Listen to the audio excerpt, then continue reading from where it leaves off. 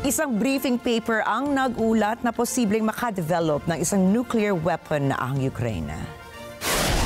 Ayon sa Center for Army Conversion and Disarmament Studies, hindi kayang i-develop ng Kyiv ang uranium na kinakailangan para sa paggawa ng mga modernong armas nuklear, ay mayroon naman siyam na nuclear reactors ang Ukraine na naglalaman ng mahigit 7 tonelada ng plutonium. Sinabi pa ng mga mananaliksik na sapat ito upang bumuo umano ang Kyiv ng bomba na katulad ng Fat Man nuclear bomb na ibinagsak ng Estados Unidos sa Japan noong taong 1945. Anila, sapat ang lakas ng isang Ukrainian Fat Man bomb para sirain ang isang buong Russian air base o military.